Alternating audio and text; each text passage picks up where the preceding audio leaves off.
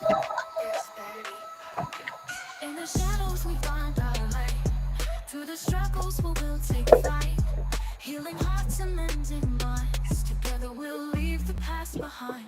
Welcome to Prosperity Podcast, where hope is found. Voices rising up, breaking new ground. With every story shared, we grow and learn. In this journey of healing, it's our turn. Mindful moments equal prosperous lives. Oh yeah, mindful moments equal prosperous lives. Trauma whispers, but love will shout. In this space of trust, there's no doubt. We'll explore the depths of pain and grace, finding strength in every embrace. Welcome to Prosperity Podcast, where hope is found. Voices rising up, breaking new ground. With every story shared, we grow and learn. In this journey of healing, it's our turn. Mindful moments equal prosperous lives. Mindful moments equal prosperous lives. Take a breath and join the ride. Together we'll walk side by side with open hearts and open minds. In this podcast space, true peace we'll find. Welcome to Prosperity Podcast, where hope is found. Voices rising up, breaking new ground. With every story shared, we grow and learn. In this journey of healing, it's our turn. Mindful moments equal prosperous lives. Mindful moments equal prosperous lives. Prosperity Podcast, a safe space for people healing from trauma. Prosperity Podcast, a safe space for people healing from trauma.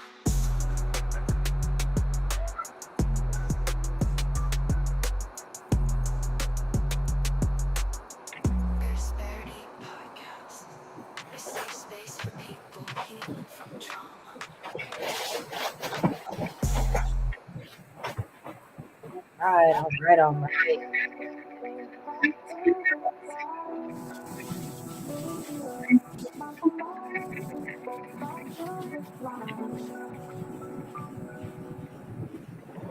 All right. All right. Hello, everybody. It's a new week. We have another special guest. And I'm ready to get into this for sure, for sure. How are you doing, Sergio? I'm doing wonderful. How you doing today, Destiny?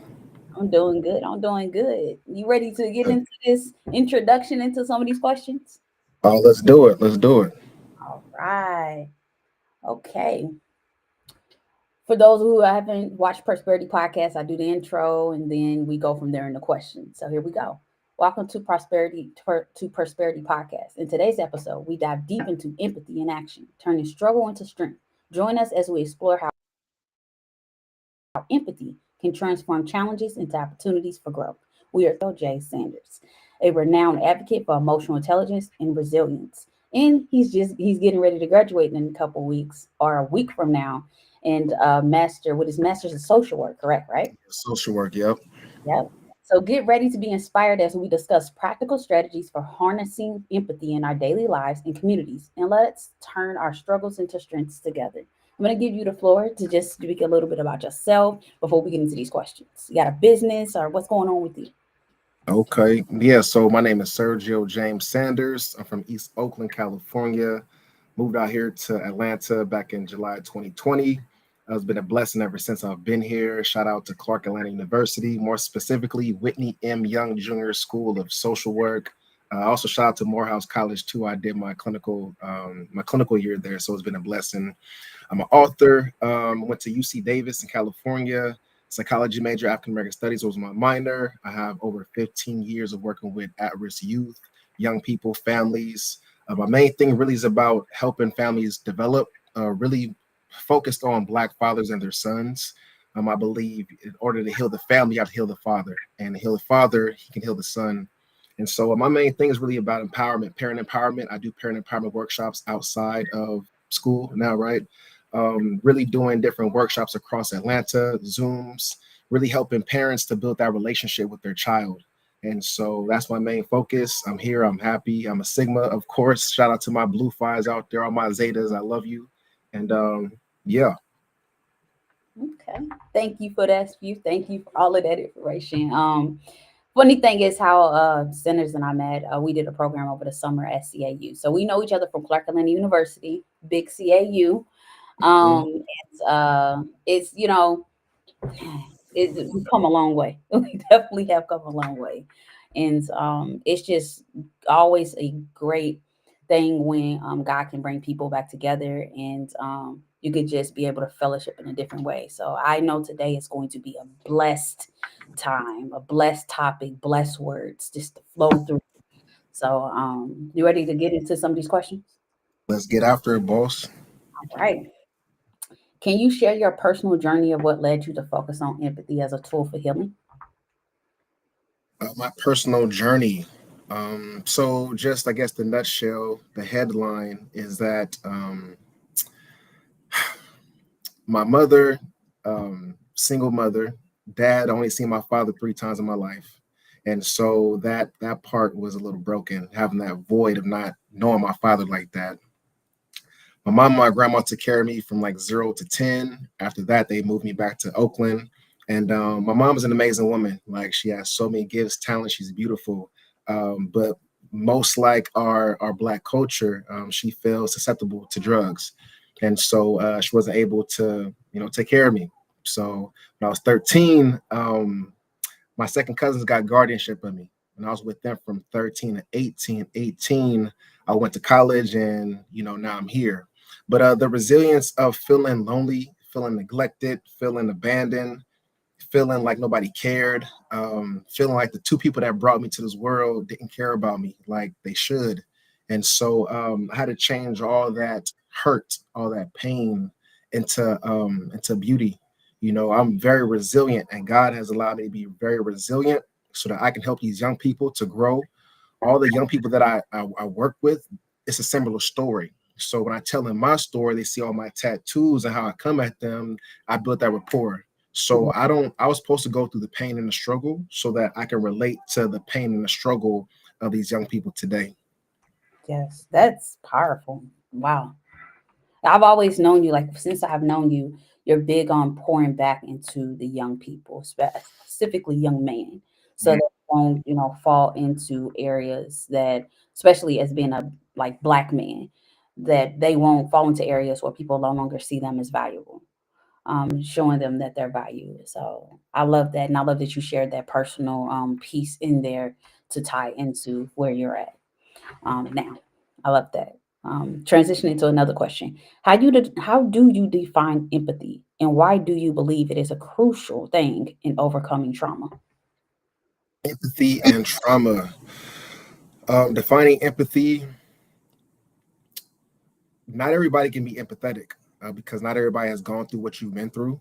Yeah. They can show some sympathy, but empathy is really embodying what someone went through. Like, let's say, for instance, I interact with one of my students who is a survivor of domestic violence.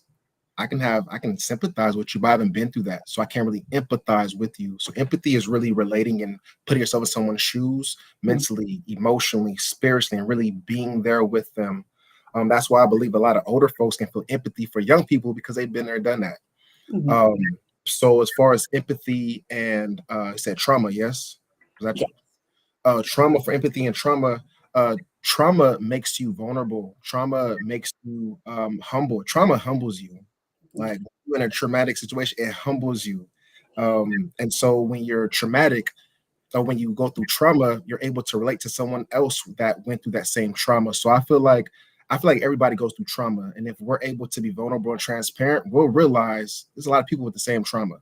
And that's when you let your guard down and be empathetic and be transparent because we all need each other.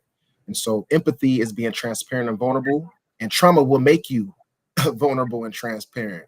Yeah. So either you're going to be empathetic because of relatability, or trauma is going to expose you. Yeah. Wow. Okay. Like, wow. In that, like, in your experience, what roles has empathy played in transforming your struggles into strengths? Struggle into strengths and empathy.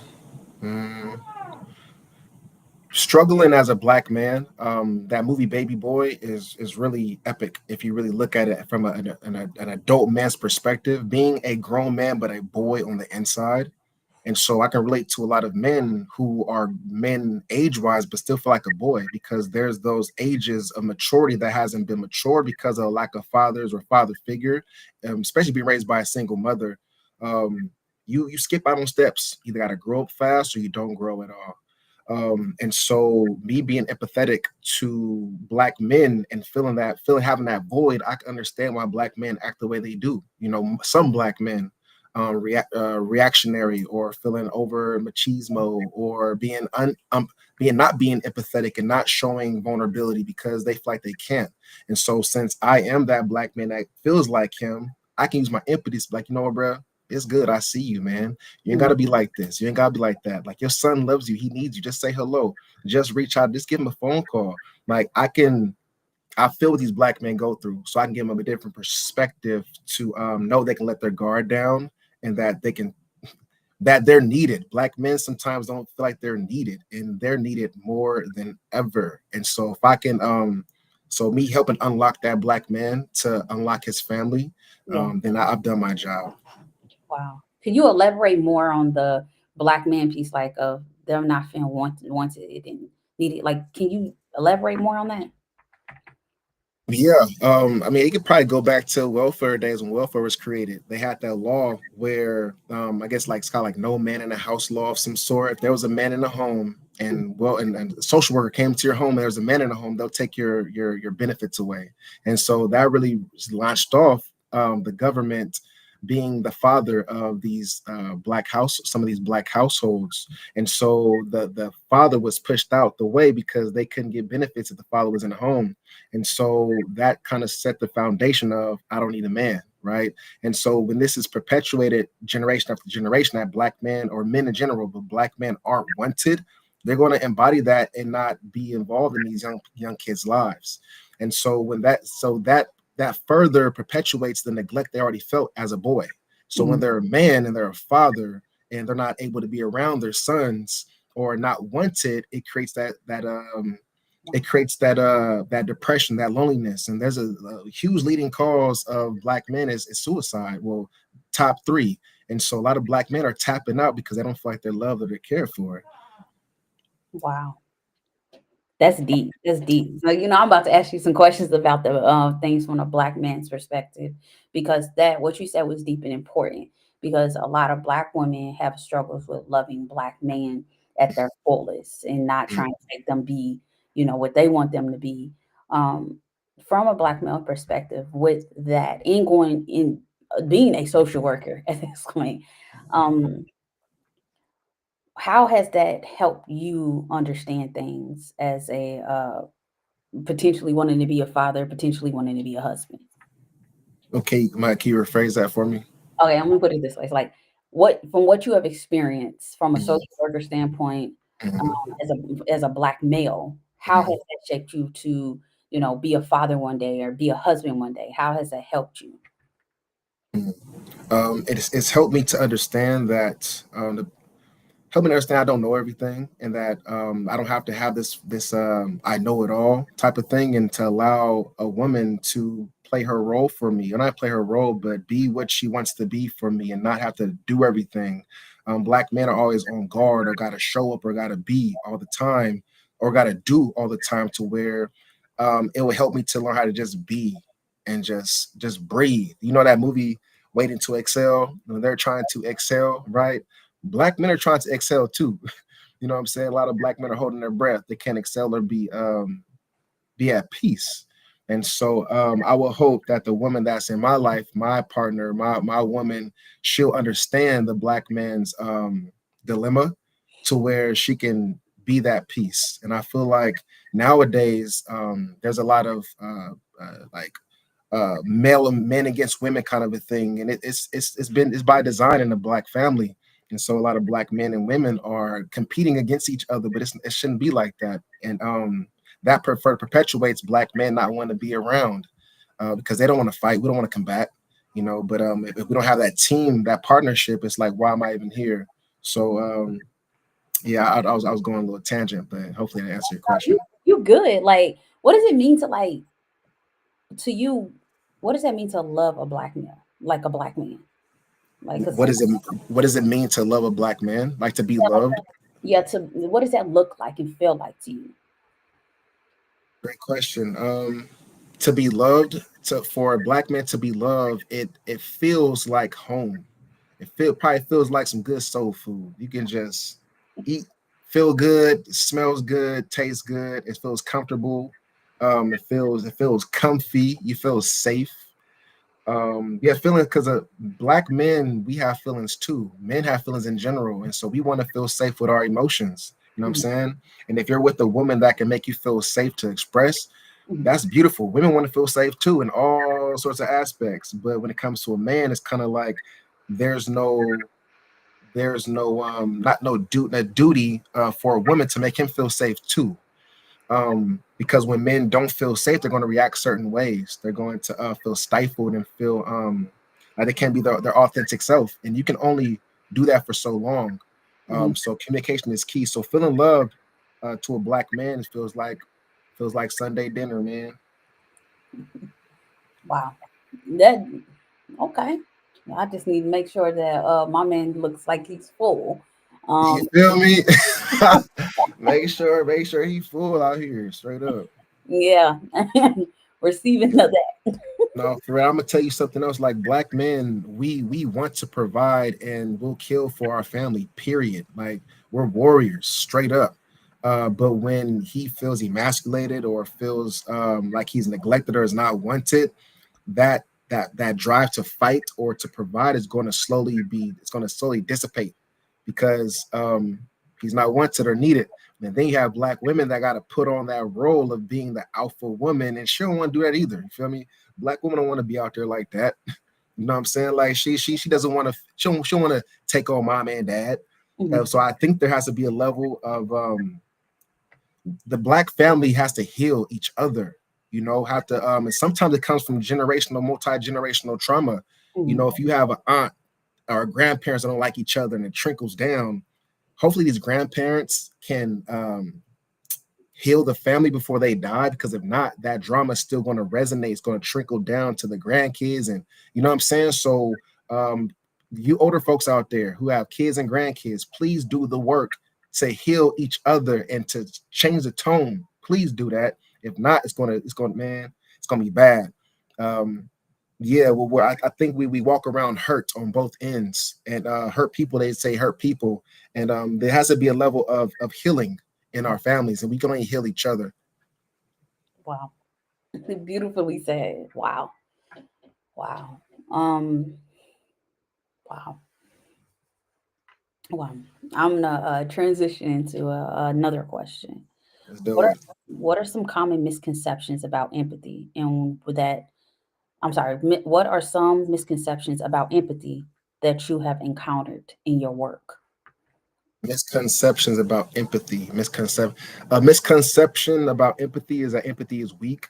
Only soft dudes are empathetic. Only women are empathetic. I was so at Morehouse Counseling Services. We put on different workshops, and we have a workshop called Barbershop Talk, and we did it 4 times this past semester. And it's really, we get 20 free haircuts. Mhm. Um, yeah, 20 free haircuts, and the space is to have black male conversations. And one of the questions were about empathy and also being vulnerable. What does that look like? Yeah. And so their preconception was that men can't be empathetic, men can't cry, men can't be transparent, men can't be vulnerable. And I was telling them, I said, man, that's probably a true, that's a strength, to be vulnerable, empathetic, and transparent. I said, well, if you have a daughter, you're gonna be hard all the time. You feel me? You're not gonna be empathetic with her. You're not gonna be transparent with your daughter, right? Because you're teaching her the foundation of what kind of man she's going to attract, or what kind of love she's going to receive. So I said, all that hard stuff you think you're doing right now, when you have a daughter, you're going to soften up, or at least you're going to be mindful to do it. So do it now at 18, 19. So my goal was really help them understand that empathy is a strength, um, because you're going to break Mhm. you're gonna break. And one of the guys told me he saw his grandpa cry for the first time in a long time, and that's what showed him that men can cry. I don't want it to have to be you catch grandpa Mhm. in the garage crying for you to know that it's okay to be empathetic. So the misconception is that it's soft, only women do it, and that you're not a man if you're vulnerable or transparent. That's the misconception, but that's false. Uh, do you Oh, feel as hold on, we have Cinta. What's going on, Cinta?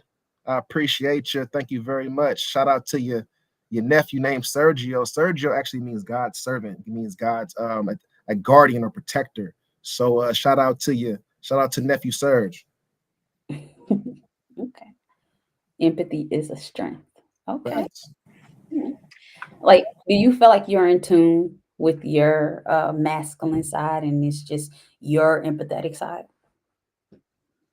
Yeah, masculine is so broad. Um, I Okay. think masculine is a presence. You know, you can't be masculine. You could do masculine traits, but um, there's women who are masculine. They don't try to be, it's just they just give off a vibration. We all have testosterone Yeah. and estrogen, and I believe the chemical, maybe 70-30. I don't know, maybe 50-50 sometimes, but you're going to portray naturally in your body masculinity or femininity. And so being masculine is I am masculine, but the empathy that I feel, so I describe myself as a lion who cares about everybody. So that's why you see my crab and you see my lion. I'm a Cancer Leo cusp. My birthday is July 20th. So the lion is my presence, but my heart is a Cancer. My heart loves everybody. So I find that fine balance of having that lion structure and but also loving the people. So it kind of confuses folks. Wow. Okay. That's deep. I never knew that about you. I'm glad that you shared that. That makes a lot of sense. It really does. Because Yeah. that lion aspect, because I feel like it shows on your face, but it's just like you again. You've always had that like that gentleness, Yeah. gentle. I appreciate it. Yes, yes. Wow. So, what do you feel like? How can individuals cultivate empathy within themselves, especially when dealing with their own trauma? Empathy and their own trauma. Mm. First of all, there's nothing wrong with getting counseling. Like I have a counselor. I am a therapist. I'm a clinician in progress, and I have a therapist that I see at least like twice a month. Excuse me. So that's probably the first step to talk to someone that does not know you, that's trained professional, that can help you uncover and use different theoretical frameworks. Mhm. CBT. I use a lot of narrative therapy, person centered therapy, really helping you see yourself outside of yourself. Because when someone is so into themselves, they can't see it. So when you talk to a therapist or a counselor and they're able to help you step out of you, you're able to see yourself like a movie. You're able to see yourself. And when you're able to see yourself, that's how you grow and learn. So in order for someone, in my opinion, to be empathetic to themselves, they got to see themselves and learn themselves. And to go in those past traumas as an observer, not the subjective. Mhm. And so when you're able to do that, you're able to see for real. And then when you see yourself, the empathy is about forgiveness of a lot of trauma happens when you're young too. It happens when you're older, yeah, but a lot of trauma happens between 0 and like 12 or 13. Mm. And so a lot of the trauma we've been through, it was sometimes from adults to us, adults who were traumatized. So the other step is to forgive yourself of the wrongdoing and to hopefully forgive the other people too because they're hurt. So a lot of empathy comes from forgiveness and kind of level of acceptance too. So yeah, talk to a therapist, and learn yourself, forgive yourself, and it's a process too. You know what I'm saying? That's why a lot of people don't want to be by themselves, because when you're by yourself, you're able to hear you. Now you gotta be with your own thoughts. You know what I'm saying?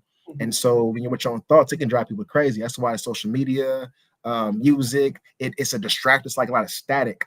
And so hopefully people heal themselves and forget themselves sooner than later. Mhm. Because yeah, we have to. That goes back to the family, the Black family. We got to heal each other and have these real conversations and take ownership. You know what I'm saying? Anyway, No, yeah, you good. it's You good. go. Yeah, Miss Cinta said we must see ourselves in order to grow and forgive. exactly. Exactly. Exactly. And the thing about it, therapists or counselors can help you, can help give you the light to understand yourself. But the thing about it, once you see yourself, you got to be prepared to deal with what you see. There's that shadow self. Carl Jung talks about the shadow self. You got to be able to embrace that shadow. So we're not all light. I mean, I got a lot of darkness too. I shoot. I'm a follower of Christ, but I sin all the time, and it sucks because it's just we're human. But you got to embrace that shadow side and to learn from the shadow side as well. There's messages that our other side has to tell us, and that's how you become a unified person. Wow. Wow, that's deep. Like, what are some things that you have learned being in that social work, learning the things you've learned as a, to become a social worker, clinician, that is something that you feel like has helped you and that you can give others?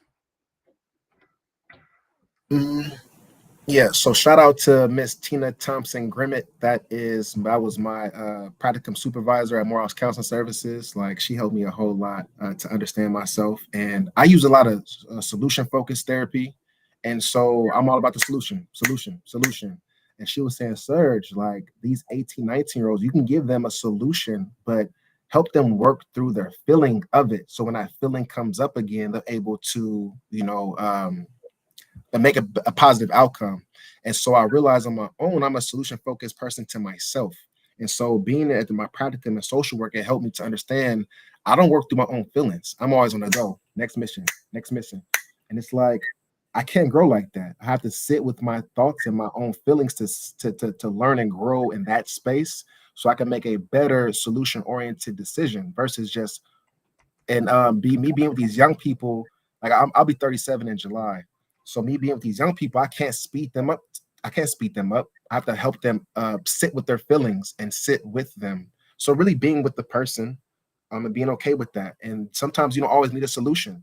You just need to just be. And so I'm learning how to just be with myself, as far as with myself, and also be with my clients. Wow, that's deep and that's powerful. What are some stigmas that you run into as a male and as a black male that's in social work? Should being a black man that's tatted up, my hands and my neck, from my head down to my toes. Nah. Um, being a black male, I'm 6'1", 210 pounds. So I'm the size of an NFL receiver or safety, right? And so me being a bigger black male in any space where there's young people, kids, or academia, especially at elementary. I love elementary school. Shout out to my young homies.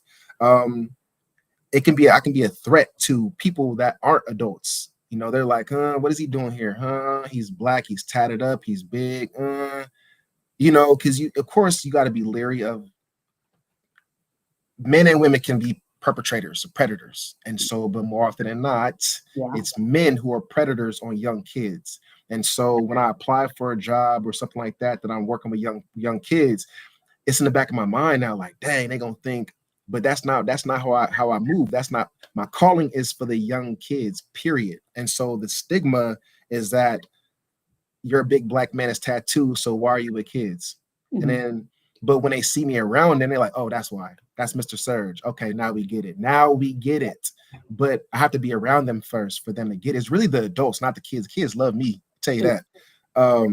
It's really the adults, me thinking what they're going to think. But when you overthink your calling, your purpose, that's where you hinder yourself and you hinder someone else's blessing. And Wow. so I don't do that as much anymore because God knows. And so when you're moving in the space where He tells you to move, you're gonna change people's perceptions. And I am a perception changer. Me being tattooed, black man, beard, bald head, and being in these spaces where it's female dominated, I can give a different light and perception to other men out there in the world who are black, tattooed, and things like that to help them shift their perception that just because I'm tatted up don't mean I can't love you. Wow, that's deep. What do you plan on doing with your social work degree? Yeah, so my vision is to be a school social worker, be in that space to, like I said, I love. So I used to be, I was on a track to become a second grade teacher, And so I love grade school. My kindergarten, I used to be a kinder teacher back in the day, kinder care. And so I love my little homies for real. So I miss being Mr. Surge a lot. And so my goal is to be a school social worker here in Atlanta, in the elementary schools. My ultimate goal is to have my own preschool university. So that's like later on in like 2035 or so after I get my doctorate in education. But my main thing is to get like I'm a non-traditional student. So I took like 12 years off. So I already been out there before. So I just want to get back in with these letters behind my name so my pay increases. So I just want to get back to doing what I love to do is being with the kids in the elementary schools for right now. Mhm. And from my understanding, you have a background as well with working with the kids, but also in the probation and parole area as well. Yes. Yeah. So I was in the police academy back in 2022, and I was like a week from even graduating, and a situation happened, and God was like, "I don't want you here." You know what I'm saying? I was like, "What you mean? I'm about to? What are you talking about?" It's like, "Nope, I don't want you here. Go back. Go apply back to school." I Mhm. applied to Clark, and I got accepted like 2, 3 weeks later. Did my FAFSA, and I was in the door. So my other goal was to be a probation officer for juvenile youth, Mhm. but it stifles you. Social work is so broad; you can go anywhere, and so I'm exactly where I'm supposed to be. And so, yes, Yeah. I love that you have the best, like both worlds, and that you go and you pour into them because as people that are just not coming on, I know Sergio from Clark Atlanta University, which I graduated from last year, and he's getting ready to graduate on the 17th, correct? yep, yep. So, drop some congratulations in the chat, you all. Um, that you also motivational speak, correct? hmm hmm I do. I do. I speak at different schools in California and here. One of the schools I recently spoke at was Atlanta Metro City College off of Metropolitan Parkway. Shout out to Year Up. I spoke there a couple of times. I do workshops at Morehouse, but I've been so busy with my grad school. I haven't really spoke like I want to, but I'm going to definitely get back into that space. It's really just about empowering the person. A lot of people walk around not knowing who they are. That's why they're easily puppeteered. When you don't know your purpose, you can get puppeteered real easy. And a society takes society of the higher beings. They want you to not know you. Hmm. They're praying you don't know yourself because they're going to give you a self to be like, and it's not going to be the self that you want. So my main thing is help people impact them to know their purpose so that they can feel that divine power. Because Hmm. once you do, you can't be easily swayed. But I tell you this: once you know yourself, be prepared to lose people. Be prepared for your family to think you better than them. No, it's not that. It's about I know my divine purpose and I want to help you do it too. So yeah, when you know your power it's power and purpose, and when you know it, nobody can push you. Wow. Wow. Um, Oh, Powerful. hold on, Miss was that Colbert Center? Thank you very much. Yeah, like I said, don't overthink your purpose. Be a perception changer. Yes, key. I see you taking notes out there. I appreciate you. Thank you. Yes. We're going to an HBCU. It was a culture shock for me, and I'm black, so it hit different. Mhm. But we're going to an HBCU, being Greek, going into social work, and going through all the things that you have gone through, traumatic. Um, how has that equipped you to be who you are today? For sure, culture shock. I came to Atlanta for the black people, right? And there's Atlanta black people, and then there's academia. You know what I'm saying? So I was able to be here for like 2 years before I really got into the academia space. So I was able to see both sides. And so I had to start over. A lot of the black folks that live here grew up in black culture, HBCU culture. So this is normal for them. It was not normal for me.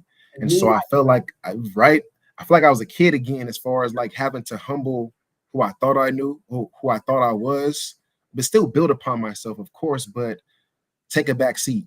Like, take a back seat. My professor, shout out to Mr. Gary White, Dr. Gary White of Clark Atlanta, my first semester, he said, look, he said, learn the ecology. learn the ecology of the campus, learn who does what, how people move, learn your place here. You Mhm. know, don't rattle too many trees right now. Learn your place in the space that you're in. And so I had to learn the ecology of HBCUs, especially Clark. And it showed me, honestly, showed me how dope I am though. I'm not gonna hold you. It really showed me my impact being with my people. Like it know racism is black. What's up? So it really challenges you because black people will they'll call you out if you're not a real one. And I have not been called out because they know what time it is. So it really helped me to it really sped my growth up and filled in gaps that I didn't have when I was growing up.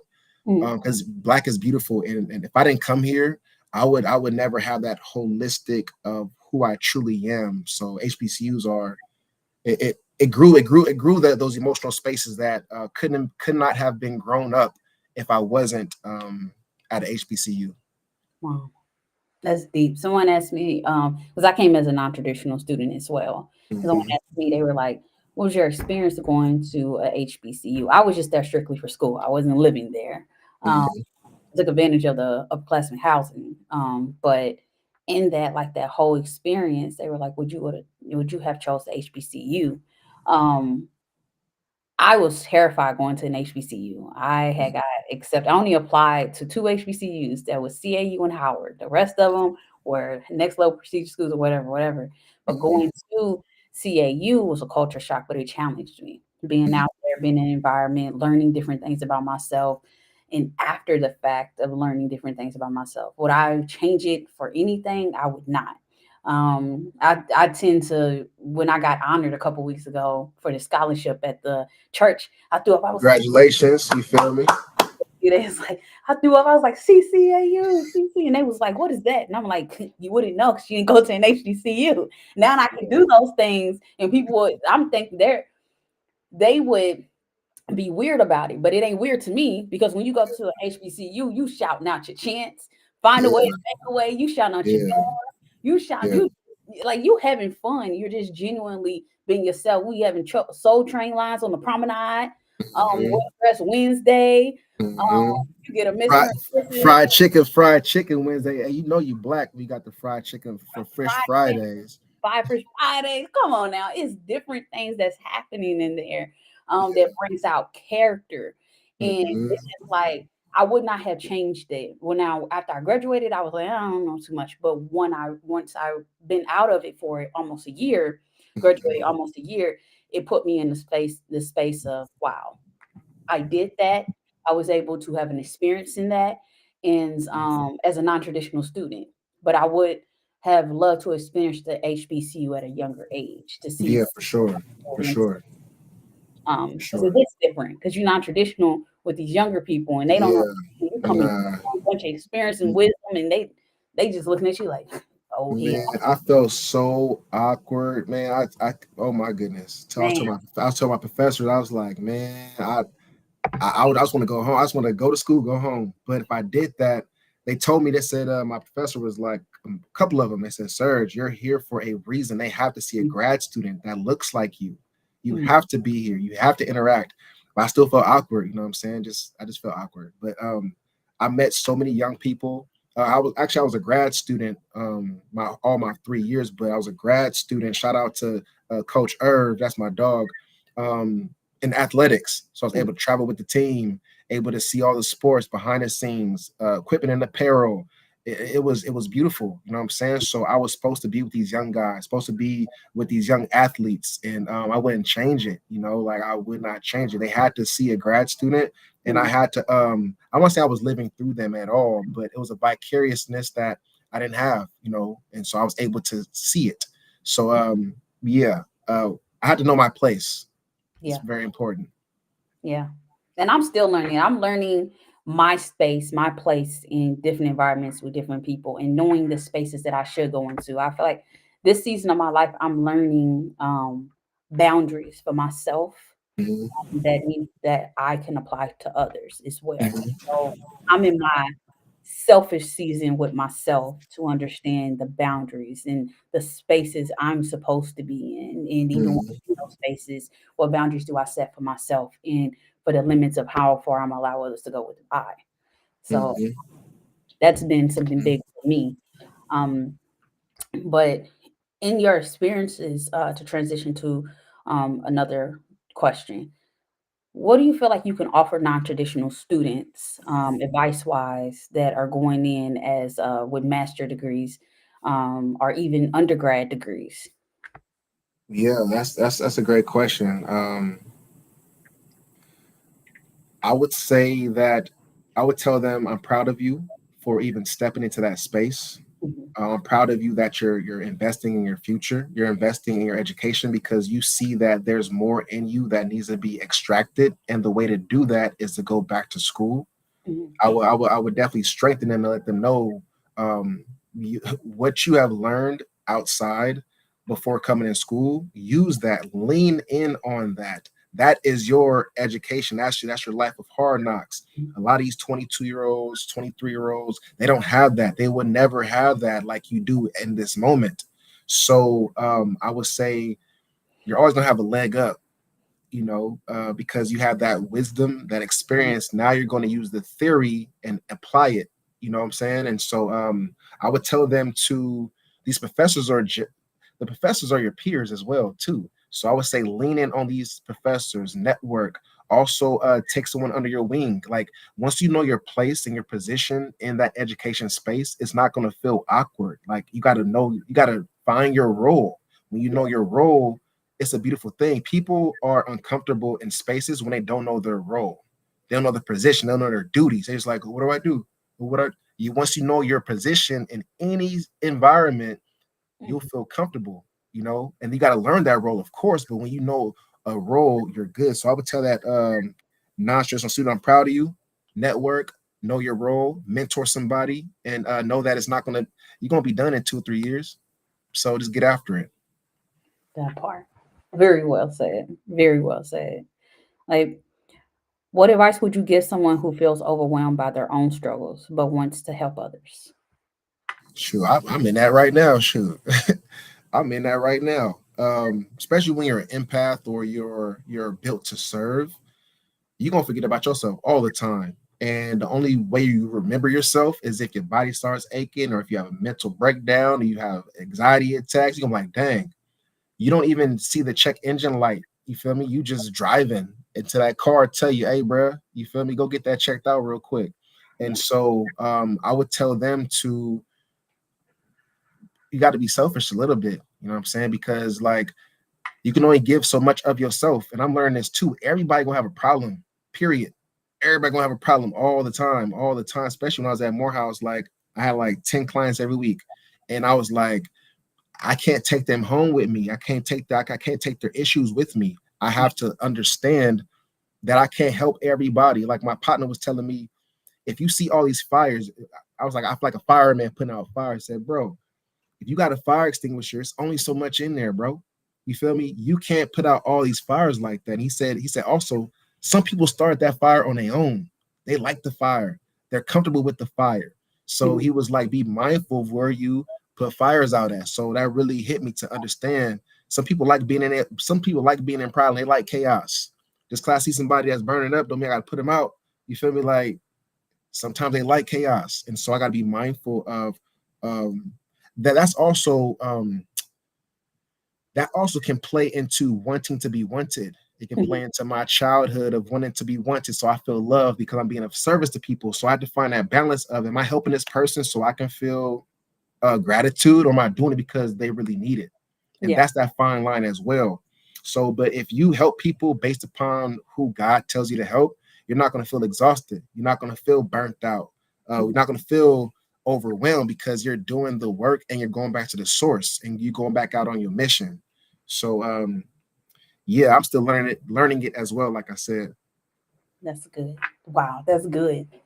That's real good. Because that's like you being on fire and trying to put out somebody else's fire. Or when you're on a plane, they tell you, put on your oxygen mask before you put on someone else's oxygen mask. You sitting over trying to be like, hey, put on your oxygen mask. And I'm sitting there like, I can't breathe.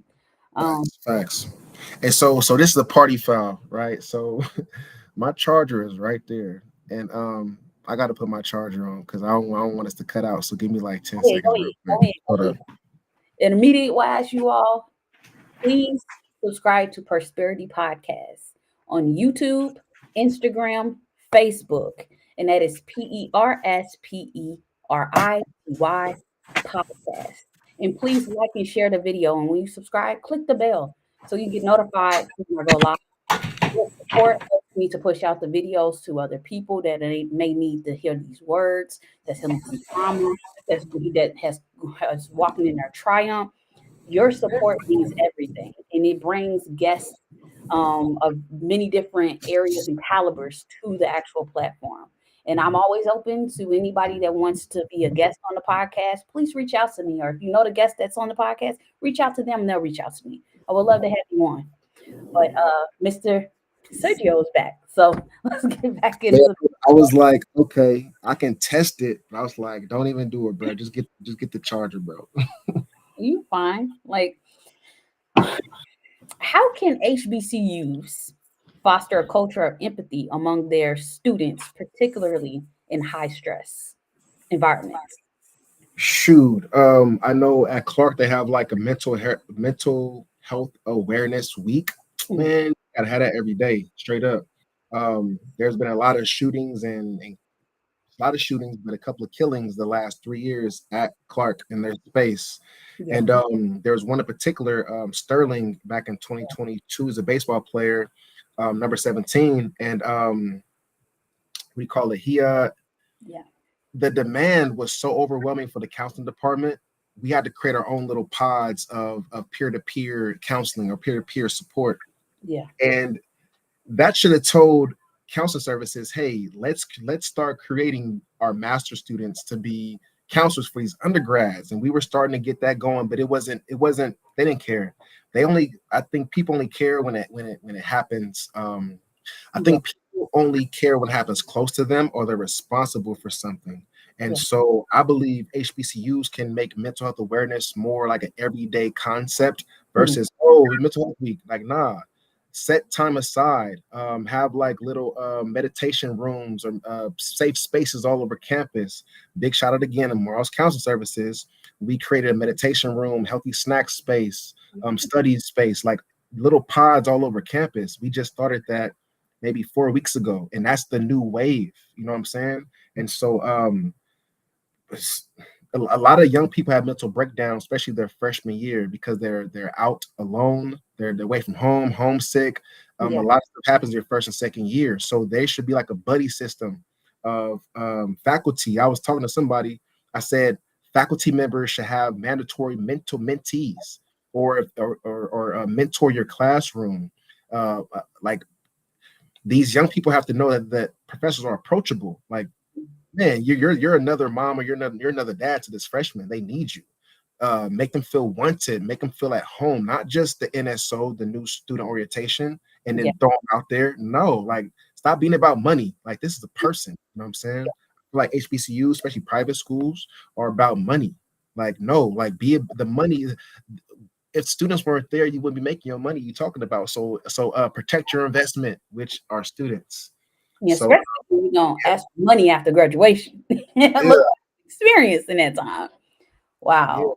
Like, So yeah, and being real and being honest with each other. I think a lot of I've learned at HBCUs. There's a lot of facades. mhm, Uh, there's a lot of titles are their power, and I mhm, believe if you take that title away, they're still vulnerable, insecure people, just like everybody else. And so I feel like if they can take their mask off and their title off and talk to that young person and yeah. cultivate them, they'll have a better turnout of graduation matriculation, and also just a better experience at Clark or any other HBCU. Wow.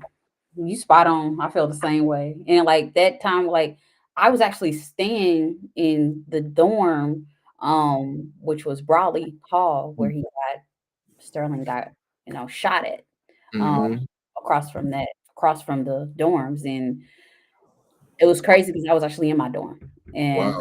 um people, they were shutting down the building. It was crazy. I was like, "What is going on?" And next thing I know is like everybody's in the group chat because HC, we know every dorm has its own group chat, and then you Mm-hmm. got the classroom group chats, and everybody's Mm-hmm. like what's going on outside of Brawley? Somebody's shot, somebody's down, and everybody's just like looking. And I always thought, I'm like, if they offer CPR, free CPR classes or something like that, he could have still been here because he bled out. And Yeah. Yeah. it made me sad because I was instantly like, "Oh, somebody could have saved him. He was so close. He was right there." Um, but even at that, it was just. I remember after they cleaned up the scene, they let us go back. His blood was still there, and I remember seeing the guy that everybody sees on campus. He has the glasses. He works in the president's office, and he was Yeah. just and he was just looking like this, just walking. He was really concerned, and I was just like, "Why his body was there for a moment, but why is Yeah. his blood still here?" You know what I mean? Where's Yeah. the care and the concern for the students, but as well as them actually showing some type of urgency in approaching the situation. I know during the time President French got a lot of bad heat. I know during that time it was really bad for him, but I feel like during those times, listen to what the students want. They're telling you what Mhm. you want. Listen, give them that. Right. You sending out smash plates and smash cars. They want you to listen to them. They want to know that you're taking a action, regardless if it was on our property or not. It was all. It was like, well, it's not on our property. It was across the street at the church. Doesn't matter. He's still a CAU student. Take some care and some urgency. Um, but that was just traumatic scene, and then a lot of response, like, I knew Sterling because we had classes together. Oh wow. He was chill. He was Yeah. just chill, laid back. He didn't really bother nobody, but he was just cool with everybody. Yeah. Yeah. So Oh, speaking of that, before you mentioned CPR, every dorm. So you have campus, you have dorm life. The dorms is its own little country. Every dorm has its own culture, concepts, everything. yeah. So the residential life, whoever's the head of the residential housing, the director, it Mhm. should be mandatory that each that like they have like I don't know meditation, not meditation, like a self-care day, or it should just be heavily CPR trained, yes, and also the RAs have like a some 3 week certification of counseling or mental health of some sort, so they can take all those things. Because if the dorms are healing themselves, so when they step out the dorm and go into campus, they Yeah. already have that. It's like having home training. You feel me? The dorms is your home, and the Yeah. RAs are like your mom and your dad, or your big sister, big brother. If you guys are healing at the home in your dorms, you go to class, you're ready to learn. Yeah. So I think it should be that as well, mandatory from top down, like straight mandatory. Because when something breaks out like that, you're CPR Yeah. trained and you can help have peer to peer counseling. And the thing about it, the church was right there. Like Yeah. you can there's no barriers. It's right there, Yeah. and people park at the church. So that's still Clark. I don't care what you say. That's Yeah. still Clark. And when the responsibility is put on someone, they don't want the responsibility, so they'll throw it away. And that's what I feel like people do. Mhm. And it showed that day. Who wants to take Yeah. responsibility and who's going to tend to the needs of the people, not that's not my job. That's not Mhm. going to work because students know you don't care, and so that's going to make them not want to connect. So empathy is, like I mentioned, it's about connection, the Yeah. heart to heart to the person. And HBCUs they may do that, but I haven't seen it. Wow. Because the next question I was going to ask you was, what role does active listening play in demonstrating empathy, and how can that skill? I mean, so how can one improve this skill? And you hit that right on. You hit that right on the head. Like, wow, wow. Like, and you already hit that question on the head. Um, okay. How has your understanding of trauma evolved over the years, particularly regarding its effects on relationships? Trauma and relationships, like I say, a lot of stuff happens between 0 and 13, and so your attachment styles are created by the age of 5. It's embedded. And if you have a certain attachment style, it plays out into your romantic life and it plays out even into the corporate world, because we're still relational people. And so if you have an anxious attachment or avoidant attachment, it's going to play out in your intimate relationship. Just being transparent, like I have an anxious attachment because I was neglected, abandoned emotionally. I was just on my own. You feel me? Growing, I was only child, so I wasn't always fed into, and so it plays out into my romantic relationships.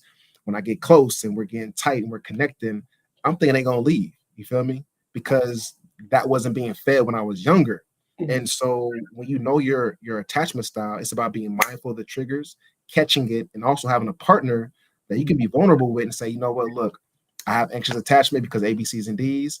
I may react a certain way, but I don't mean to. So if I do, catch me, I'll catch you. You got your attachment styles too. So let's catch each other because I care about you and I love you. And so if you can tell that to a person and they are okay with it and they grow with you, that's beautiful. But people don't want to be vulnerable with each other to say what I just said. So we're just being traumatic with each other and toxicity. So it's about being honest, vulnerable, transparent, and keeping it real with the person. If they rock with you, shoot, they gonna rock with you. That's deep. Wow. Okay. That hit. How do cultural differences influence expressions and perceptions of empathy in various communities? Shoot, not every household loves and kiss on each other and speak about what they want to talk about. My family, we were kissers and huggers. So if you walked in that house, you better kiss Pop on his forehead. Tell you that. And Granny finna get her love. Hey, don't you better not walk past Granny and give her no kiss, straight up. So that's where I come from. But other families don't. Other cultures don't. So I feel like if we can meet each other halfway, just because you come from a culture doesn't mean you. Just because you come from a culture doesn't mean you can't evolve and change. Um, That's be- good. because your culture sets the foundation of how you operate. That don't mean you have to always operate like that. And so when you become a certain age of maturity, you can evolve. To because we all want love, man. We want that touch. We want that community. That's beyond code. That's beyond. That's just humanness. Hmm. So I think if we get back to the humanness, Hmm. all that culture stuff, we're all one at the end of the day. Cultures separate for whatever reasons, for survival, geographical area, whatever. But at the end of the day, we're all spirit. And if we get back to that spirit, I feel like that culture stuff was just you'll find truth. It's really love at the end of the day. So hopefully I answered your question. You did very well. Very well. That's deep. Wow. Like, next question. What challenges do people often face when trying to empathize with those who have experienced different types of trauma? Off the top, sometimes I've done this too. They'll jump in and think they know, but they Oh, don't. And so you got to kind of wait for the person to tell you their trauma and kind of let that space breathe. okay. Like I said, I'm a problem solver off the rip. So with my clients, I just jump in and okay, boo, boo, boo, boo. Like, nah, Serge, be with them, bro. Like they've never told nobody this. They're telling you that. So don't try to fix and solve. So I think people may want to fix and solve. And sometimes that trauma may make them feel uncomfortable too, because it may make them think about some trauma they went through that they're still working through. And Wow. so it may make them feel uncomfortable hearing your trauma. And if they're telling you their trauma, but they don't know you've been through that trauma, you may disregard or cut that person off because you don't want to hear it. And so I guess it's a matter of being honest with that person too, being vulnerable and talking about your trauma as well. Because if someone doesn't know, you may be pushing someone else away based upon you just want to be vulnerable and you trust this person of telling them your stuff. Yeah. Um, Wow. I hope I be answering your questions, man, because I You be hitting it on. I'll be like, okay. You be hitting it like, wow. Oh wow. Like, how is that being like, how do you feel like people that view like the empathy, but in that the trauma that they're hearing is different from their own? say that one more time, please.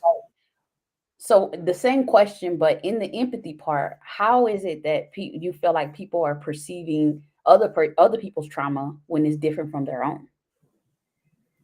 How they perceiving it and it's different from their own. Yeah, because Um, it hit different when you're going through certain trauma, but when you are experiencing, people are sharing their trauma with you, it hit different. yeah, you can kind of live by it's transference. You don't have to like you watch a movie and you see that character, you're like, oh man, I felt it, I've been through it. So when someone tells you their trauma, it can sometimes traumatize you too, because it's trauma you ain't never been through. That's why counselors and therapists need counselors and therapists, because when that client tells them something Mhm. so gruesome they never been through it, it's like they've been through it.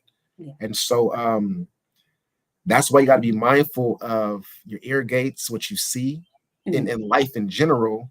But sometimes being okay and tell that person you might be uncomfortable hearing what they got to say because you can't take on their stuff to now it's embedded in your neurons at the sake of they just want to vent off to you. So that's why you got to be mindful who you speak to. And first of all, you got to build that rapport with that person anyway to even be talking about some traumatic stuff. So Yeah. hopefully it's coming from a person you trust and they trust you. And being and that's why um, when you're in relationships, people don't want to say what they feel because they don't trust they're going to handle whatever trauma they have. There's heaviness to trauma. And so it's about building that foundation first because you don't want to tell everybody your stuff because they may run away and tell what you told. So Yeah. um, yeah, I'm not moving around, man. I'm trying to stay on track. Go No, ahead. no, you're good because you're hitting on something. Because it's like sometimes people are afraid to share their trauma, and other times people are just eager just to share it, and then Mm, they share it at the wrong time, and it pushes that person away. Or we just don't know boundaries because again, it's the help. I want to help you, but in it, it's just like sometimes I don't know about you, but there's times with the trauma I've gone through, I felt like it was more superior to someone else's. I downplayed. I'm like, that ain't nothing compared to what I've gone through. yeah, I didn't think about that comparison joint. That is super true, man. Oh, shout out to Cinta again. I appreciate you throwing me the love out here. Um, that is very true. Like, yeah, that compare and contrast because everybody's relative. What I've been through that was so small may be huge to you, and what was so huge to you be small to me. That depends on your background again, Yeah. where you're from. You can have a little man. You can have two 18-year-olds, freshmen at Morehouse, but one had to go through it to get to where he's at, and another one is a legacy. His mom went to Spelman, the dad went to Morehouse. Two different 18-year-olds by a that 18-year-old that had to go through the hood has a different level of resilience. But when that Morehouse legacy tells the other 18-year-old, hey, I've been through this and that, he like, man, he can't do that because whatever that young man that went through, that's a legacy, that was probably really hard for him. Period. Wow. His capacity is your capacity stretches when you go through a lot of trauma at a young age. Mm-hmm. Either make or break you, but your capacity stretch, your resilience stretches out when you go through things at an early age. And so I think that's where the empathy comes in. When your capacity has been stretched so much at a young age, now you're a young adult. Don't minimize the other person's capacity. Their capacity is their capacity. So being empathetic that my trauma is not bigger than your trauma. It's all relative. Wow. And if you're empathetic enough, you'll help that other person with a small capacity. You help them stretch their capacity so that they can be able to be more resilient. Wow. Whew. That was good. That was good. Wow. Wow. How important is vulnerability in the process of developing genuine empathetic connections with others? You gotta be careful, man. Shoot, being vulnerable, you gotta be careful because some people will make you feel comfortable to be vulnerable with them just to know how you move. Mm, Um, there's a lot of folks out there like that, men and women, man. They just want to know how you move a little bit, and when they know how you move, they home. Because the vulnerability is a person's vulnerability is their treasure because they're really giving of themselves to another person. wow. And when you give yourself to another person, like, here you go, man. That's probably that's probably the the most invaluable gift you can ever get to somebody is your vulnerability because now you're open closet, you're open, your soul is opened up, and you're like, here you go. And there's people out there that don't deserve your vulnerability. That's why Jesus talked about pearls and what you don't give your pearls to swine or something like that. You are the pearl. We have pearls within us. You can't give everybody your pearls like that because there's some dogs out there that don't care, and Mm, they're just built like that. Um, because they probably had their vulnerability taken advantage of, so they're on a mission.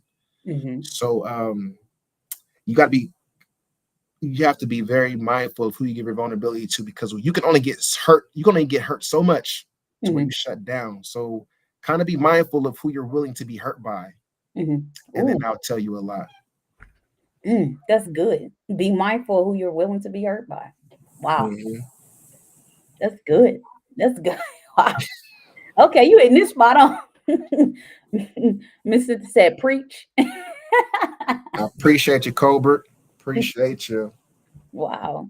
Can you discuss the importance of boundaries when practicing empathy, especially for those who are caregivers, givers, or helping professionals?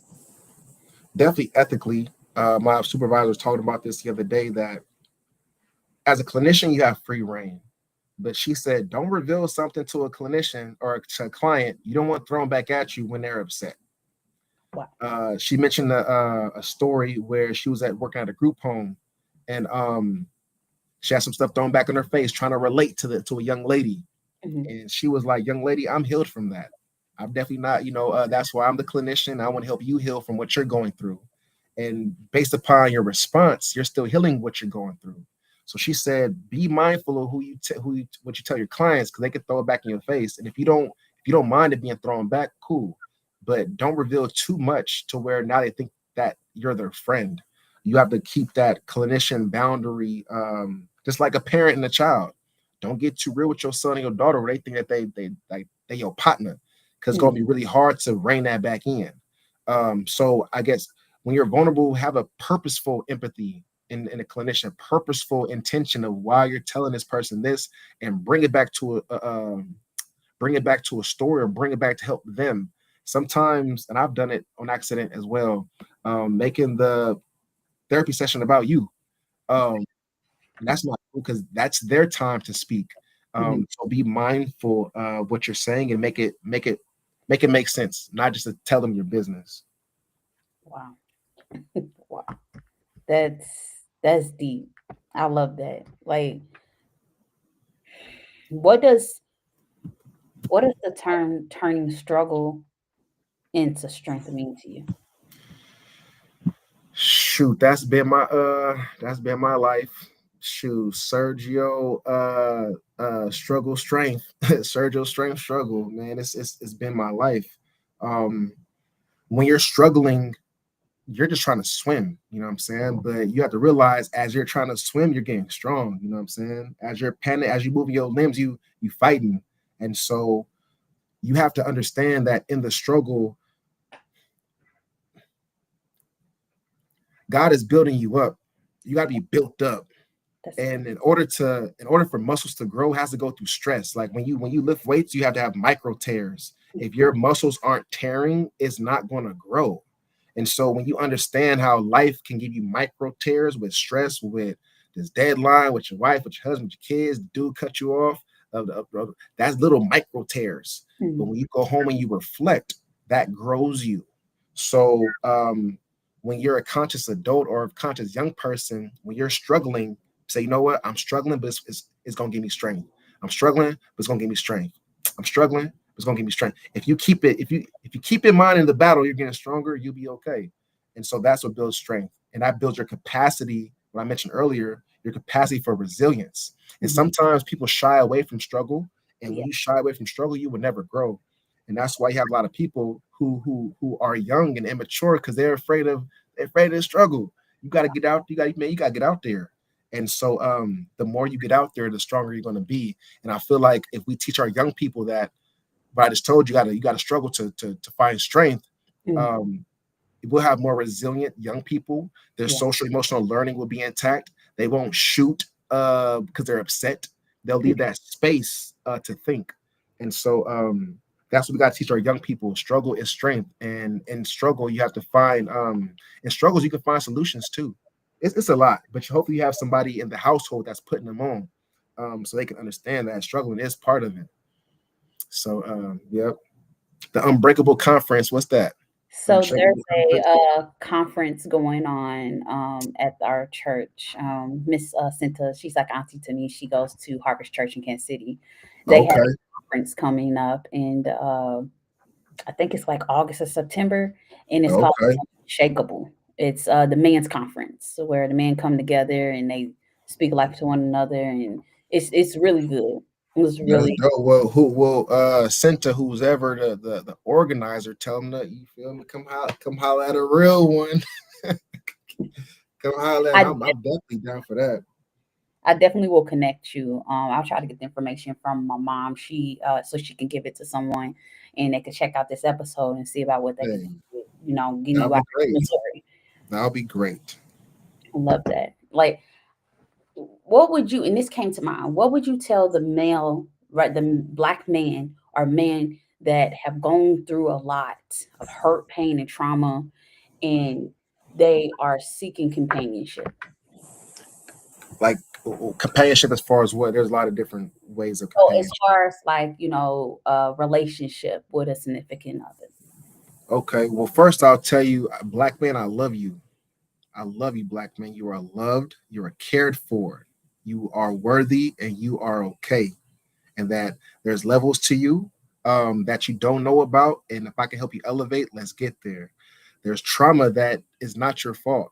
There's trauma that happened when you were a young boy that's not your fault. So definitely seek out counseling, seek out a therapist so you can heal those parts of you, because you would never be who you're supposed to be for that other person if you still walk around with that wounded little boy. We have to grow that little boy. We have to. You got to talk to the little boy and say, you know what, little boy, I love you. You're okay. You got to be the parent to that inner child, because that inner child is the one that reacts in relationships. It's the one that's hurt and wounded, and it's going to react in your business, react to your kids. When you yell at your wife or your daughter, your son, that's the little kid in you that's being triggered and being hurt. So I tell you, black man, we got to heal that inner child within you in order to be who you're supposed to be for the people and for your family. Wow. That's deep. Wow. What are some of the resources that you would recommend for those that are looking to deepen their understanding of empathy in the role of mental health recovery? I'll tell them, come holler at me. You can holler at me, Sergio James Services at gmail.com. Sergio James Services at gmail.com. What do I'll send you a questionnaire. Tell me your issues, what's going on. I'll give you a free 30-minute consultation. We can do a Zoom call. Black man, I got your back, black man, because you're needed, black man. You are needed more than ever. And these women, these young ladies and older ladies, and these millennials, OGs, they need you too. They need you. They need you so much. You are the protector of the space of the village. Trust me. So you can holler at me. Also, there's a site called Growth Therapy. That's where I found my therapist. Shout out to Dr. Marcus Jones. He is super solid. If you email me, I'll link you up with him. He's amazing. But Growth Therapy. There's also other men's retreats that are out there. You can just look up Black Male Healing Retreats. Also on what's it called, Eventbrite and meetup.com also has look up your area. They have healing spaces, meditation spaces. It doesn't even have to be a black man space. Just start the foundation of grounding and healing, and then you'll find your tribe naturally. Wow. Thank you. Thank you. Thank you for that. I know that it's going to be a lot of people watching this that are going to resonate. Um, there are black males, males of all races, even women. And this is amazing. I got a few more questions for you. Let's do it. I'll wrap up. Looking ahead, what changes would you like to see in society regarding mental health awareness and the practice of empathy?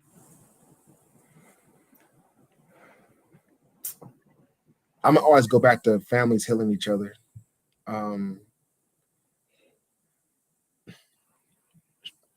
the older people out there and all the elders in these families, please, please humble yourself and apologize for anything you've done to the younger generation in your household. They need to see you are the leader of the household still. So, grandma, grandpa, uncle, whomever, if you're the oldest of that family, hey, have a family meeting, straight up emergency family meeting, because when they walk out that door, society does not care about them. You Yeah. feel me? I told you, when you don't know your purpose, you are susceptible to be puppeteered.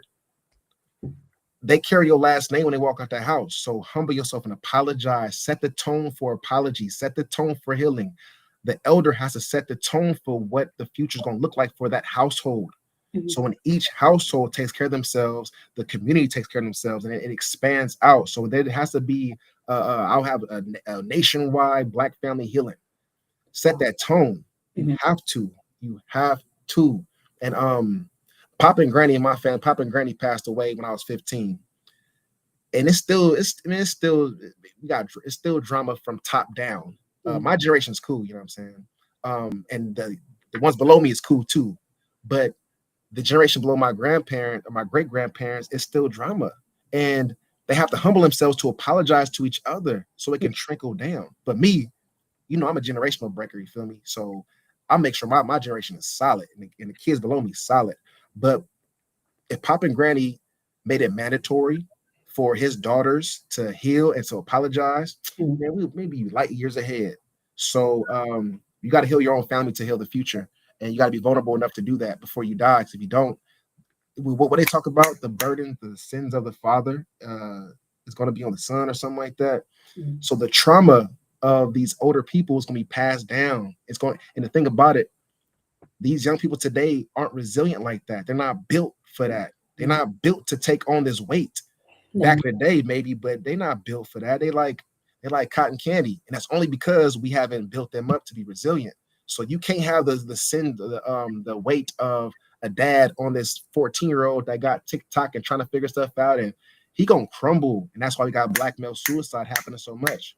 So Wow. I be going on my tangents, man, but you got to heal the family to heal the future. Wow. I'm look, you spitting knowledge. I'm like, I told you beforehand, sometimes it's dialogue, sometimes it's monologue. You go ahead, do your thing. Like, wow. Wow. Um, I just want to throw this question here. What does that mean? What does it mean to lead to you? Meaning as in specifically to lead as a husband, a father, or just like in your community.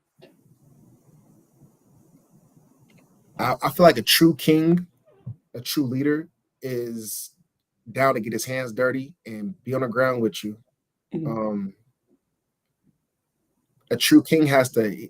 A king can be born, but Mhm. a king isn't cultivated. He's just a king that has a title that doesn't know how to fight. And so a leader has to listen to his people, and his Mhm. people are the people in his household. Mhm. He has to listen because in order to lead, you got to know where you're going. Mhm. And you can't just go somewhere by yourself, especially if you're a leader of other people, because they're not going to want to follow you. Wow. So in order to be a true leader, you have to build up other followers to become leaders in their own right, not just to be a leader to stroke your ego. Wow. So of the household, like you mentioned, I was listening to this one I forgot his name, but he was saying pretty much allow your woman to do what she wants to do naturally to help build up the man. Mhm. So sometimes men be like, nah, I got it. Nah, you're not empowering your woman because she naturally wants to support you. And Mhm. that's the level of vulnerability, a level of empathy. Allow your son to shine. Don't shut him down. Allow your daughter to speak. She has something on her mind.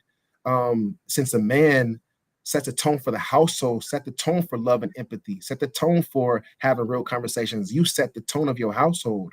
But in order to do that, I mentioned earlier that man has to heal his own inner kid. Mhm. Because if not, you're gonna have a grown kid running the household. And that ain't gonna work. It's not gonna work. Your kids ain't gonna respect you. Your wife ain't gonna respect you because she sees the boy in you, and your son sees the boy in you too, Wow. and your daughter see the boy in you. So you just a big boy thinking you doing something and you're not getting respect. You get it. You rather your family respect and love you versus fear. And a lot of men aren't vulnerable with self. A lot of men aren't vulnerable enough with themselves to find another way to lead. They want to use physical or use anger. Nah, man, your son and your daughter gonna pick up on that. Your daughter gonna find a dude that's angry and showing her love like that. Your son gonna be like you. Now he's perpetuating treating women like they nothing. Then your wife is being stressed out because the cat because of the father. The father sets the tone, so he has to listen. He Mhm. has to he has to listen to be vulnerable and empathetic. Mhm. That's your team. That's your team. So you want to lead your team to destruction, or you're gonna lead them to a place of love. But of course, it's God. God got to lead the house. There we go. Thank you, Father.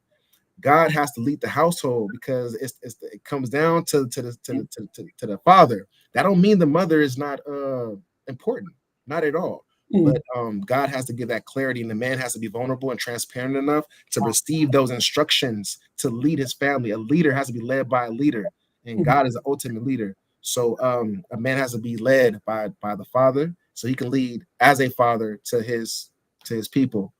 Wow. Well said. Wow. Finally, what message would you like listeners to take away about turning struggle into strength through empathetic actions? Sure, like I say, I still struggle with my strength too. So as I heal, I like to heal other people, but that's just my calling. Some people can't heal someone as they're healing, but that's just my calling. So I would say just be patient with yourself. Write a letter to your younger self. Forgive yourself. Even apologize to folks in your space so you have clean slates. Because if you apologize to someone, you may unlock within themselves to forgive themselves, and you start that healing process. So I would say get in nature, go ground yourself, go walk barefoot in the grass. You know what I'm saying? Journal, ask God for direction, ask God, what's my purpose? Why am I here? Because when you know your purpose, you're gonna make purposeful moves. I say it again. When you know your purpose, you're gonna make purposeful moves. Yeah. And if everyone's making purposeful moves, we don't have time to like worry about nobody else, because you just like Christ, he had a mission. He was empathetic, he was loving, but he didn't let nobody stop his mission because he knew what his father wanted him to do. That's the same example for us. We can be empathetic, but that don't mean that we gonna get off our mission. So it's about forgiveness of self and getting grounded, and knowing that we only alive this long, period. Wow. So we really get close to the Father, man, because God wants us to understand why we're here. He don't want us walking aimlessly. Because when you walk aimlessly, you're easy to get plucked by society. There's a mission. There's a mission. Don't get plucked out here, man. Wow. Wow. Wow. That's deep. Wow. Is there any other things that you would like to share before we wrap up the podcast? Sure, I want to thank you, Destiny, for the space, for the the conversation. It's healing me as I speak, so I thank you for that. I definitely want all you parents out there, hit me up, Sergio James Services at gmail.com. Hit me up on IG at Sergio James 88, the number 88. I want to create a parent network. So I do 30-minute free workshops. So, Sergio James Services at gmail.com. Contact me. Tell me your issues. What's going on? I'll send you a consultation, a client form. Let's get your house right. I want to empower parents. There we go. I want to empower parents to empower their households. Rock with me, man. Like I got the juice. And if you're thirsty, I'll fill your cup. You feel me? Man, deep, deep, deep. What can we expect from you in the next? What's next for you? What can we expect in the next couple months? Shoot, right now I'm tired. I need to regroup and rejuvenate, man. School has drained me so much, and working with my clients at Morehouse. Oh my goodness, it's just I need to reset, and I'm being honest with myself. Mhm. But I'm going to California after I graduate on the 20th. I see my people. That's going to rejuvenate me. My goal is to be a school social worker at some school in APS or Fulton County. Doing my thing. I'm just really like my chapter's done with school. That was my mission for 3 long years, and so I'm leaving space open for what God wants me to do. Um, Sergio, yeah, holla with the master class. But I'm leaving space for God to navigate me. I have to. If not, I'm gonna get frustrated. I'm Mhm. gonna get down on myself. I'm gonna get very impatient. So I'm allowing God to just. I'm trying to row my boat. You feel me? Gently down the stream. I ain't trying to surf and. Nah, I want to just row my boat. So I'm allowing God to navigate me for real. I love that. I love that for you. I love Thank you very much. sure you all go in, his email is in the Oh chat. yeah. Sergio, Throw my IG in there too. Sergio James 88, the number 88. Hey, Cinta should be my that should be my agent or something. That should be my booking manager for real. Hey, she a real one. What's going on with it? is that's why I call her my auntie. She's like, Yeah, oh, yeah. Put me on. But thank you very much, Destiny. You know, definitely until next time. of course. Yeah. Like my grandpa says, he said, TBC, grandson, to be continued, TBC.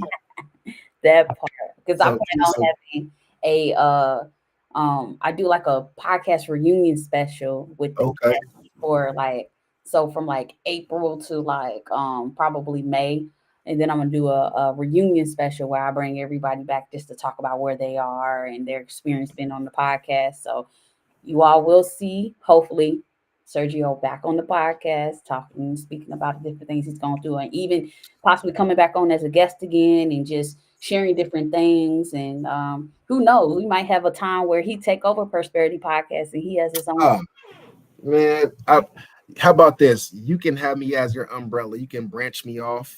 You feel me? And yeah, I can connect back to the source. You know what I'm saying? You can branch me off.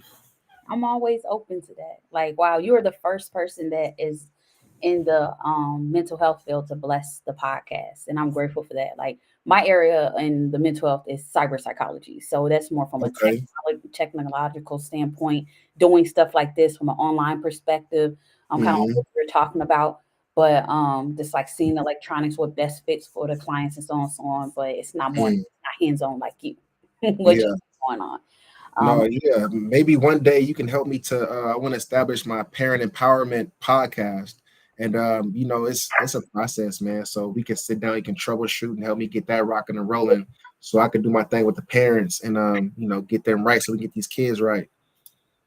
I'm open to that. Like I've been Yeah, on the a lot of guests I've had are interested in podcasts or first they weren't and okay. now they are. And I have been big on helping them get their stuff together because I'm all big on supporting, pouring back in and doing whatever I can. So Right on. Thank 100%. you, Senta. I appreciate you saying I'm grateful for you too. Thank you very much. Right. With that all being said, thank you for joining us for this inspiring episode of Prosperity Podcast, where we explore empathy in action, turning struggle to strength. With our special guest Sergio J. Sanders. Remember, every challenge is an opportunity for growth, and through empathy, we can transform our struggles into strengths. If you have found the value in today's conversation, please subscribe to my podcast on YouTube and follow me on all social media platforms. Don't forget to click the bell icon on my YouTube page so you'll be notified when I go live every week. Together, let's continue to foster a community of understanding and support. Until next time, keep embracing empathy and turning your struggles into strengths. And stay tuned for the guest that we're going to have next week, and you will see that on my Instagram. Thank you again, Sergio, and hopefully we'll be seeing you again soon. Congratulations on graduating, Thank and you very much. blessings to you. I'm gonna All do right. my outro music. All right. Bye. All right.